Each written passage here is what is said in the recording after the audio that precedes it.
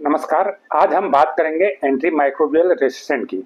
Anti microbial resistant यानी दवाओं के खिलाफ प्रतिरोधक क्षमता पैदा होना, एंटीबायोटिक दवाओं के खिलाफ प्रतिरोधक क्षमता पैदा होना कितनी बड़ी चुनौती है और इसके क्या खतरे हैं, कैसे इन खतरों को दूर किया जा सकता है, दुनिया इस बारे में क्या कर रही है। जो लोग हमारे चैनल पर नए हैं वो इस चैनल को लाइक करें, सब्सक्राइब करें और शेयर भी करें। देखिए, एंटी माइक्रोबियल रेसिस्टेंट को लेके लांसेट की एक ताज़ा रिपोर्ट आई है। वही रिपोर्ट ये कहती है कि अब से लेकर 2050 तक एंटी माइक्रोबियल रेसिस्टेंट की वजह से दुनिया में 4 करोड़ लोगों की मौत हो सकती है। अभी अगर हम मौजूदा समय में कहें, या वही रिपोर्ट ये भी कहती है कि 1991 से लेकर 2021 के बीच में जिसमें एक वैज्ञानिकों ने स्टडी की थी, पूरी दुनिया के वैज्ञानिकों ने गहन स्टडी की थी। वो स्टडी ये कहते हैं कि हर साल औसतन 10 लाख लोगों की मौत एंटी माइक्रोबियल रेसिस्टेंट की वजह से हुई है। अब पहले बताते हैं कि एंटी माइक्रोबियल रेसिस्टेंट क्या है और ये कैसे होता है। देखिए, जब भी कोई संक्रामक बीमारी होती है, चाहे वो किसी पैथोजन की वजह से हो, चाहे किसी परजीवी की वजह से हो, चाहे किसी वायरस की वजह से हो या किसी बैक्टीरिया की वजह से हो, तो एक जो आधुनिक चिकित्सा विज्ञान है तो उसमें रोकथाम का, उसको निपटने का एक ही तरीका है कि उसको एंटीबायोटिक दवाएं मरीज को दी जाए।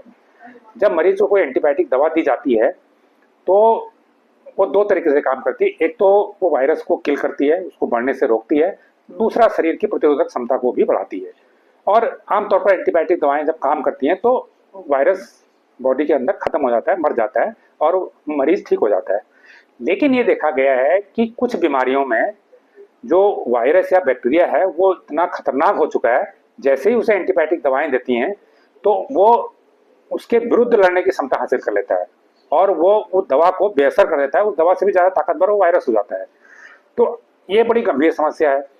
तो वैज्ञानिकों ने क्या किया कि 2090 से लेके 1990 से लेके 2021 तक 204 कंट्री में उन हजारों लोगों की जो डेथ रिपोर्ट की जांच की, जिनकी डेथ अस्पतालों में हुई थी।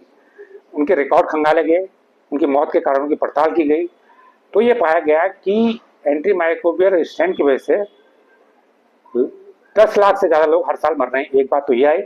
दूसरी बात ये आई कि 22 पैथोजन और 84 बैक्टीरिया ऐसे हैं जिन पर एंटीबायोटिक दवाएं असर नहीं कर रही हैं और उनमें एंटीबायोटिक दवाओं के खिलाफ लड़ने की क्षमता हासिल हो चुकी है।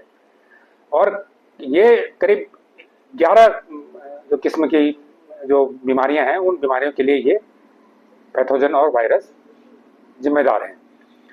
तो अब वैज्ञानिकों की चिंता यह है कि इस समस्या को कैसे रोका जाए, कैसे इसे बढ़ने से रोका जाए।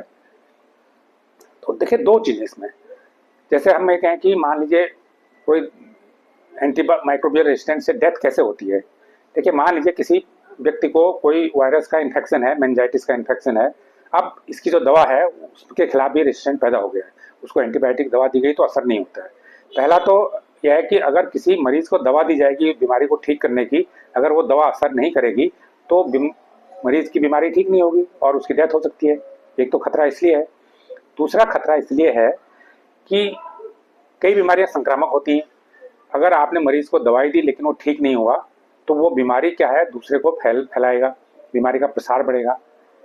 तीसरा जो खतरा है वो ये है कि जब मरीज को दवाई दी जाती है, एंटीबायोटिक दवाई देते हैं, लेकिन अगर वो उसके खिलाफ रेसिस्टेंट पैदा हो गया है तो कई बार क्या होता है कि एक सुपर बग पैदा हो जाता है, एक नया पैथोजन क्रिएट हो जाता है। तो एक जो बीमारी है वो तो नुकसान कर ही रही है। ये जो नया सुपर बग पैदा हो गया है ये और नुकसान करता है। तो ये तीसरी बड़ी समस्या है। अब इसको कम कैसे किया जाए। देखिए, इसके भी कुछ तरीके वैज्ञानिकों की नज़र में हैं। तो पहला तरीका तो यह है कि जो एंटीबायोटिक दवाएं हैं उनका जो इस्तेमाल है वो बड़ा सीमित तरीके से, नियमबद्ध तरीके से हो।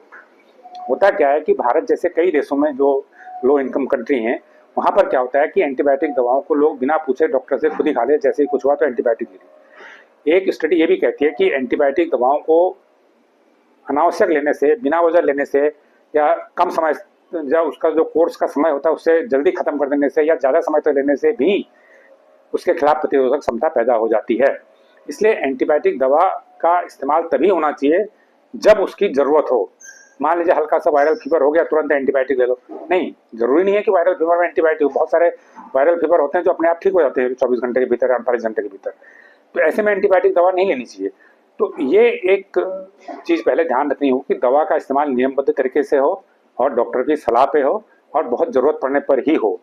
दूसरा यह है कि एंटीबायोटिक दवाएं जो बेअसर हो रही हैं वो पता चल गई हैं, वैज्ञानिकों को पता है, तो उन दवाओं को फेज आउट कर दिया जाए और उनकी जगह नई दवाएं खोजी जाए जिनके खिलाफ प्रतिरोधक क्षमता अभी नहीं होगी, क्योंकि वो नई दवाएं हैं।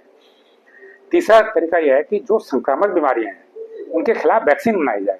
अगर उनके खिलाफ वैक्सीन होगी तो पहले ही आदमी को वैक्सीन लगा दी जाएगी, जब बच्चों में वैक्सीन लगा दी जाएगी तो उससे जीवन भर वो बीमारी नहीं होगी। जब वैक्सीन होगी तो फिर एंटीबायोटिक दवा की जरूरत ही नहीं पड़ेगी।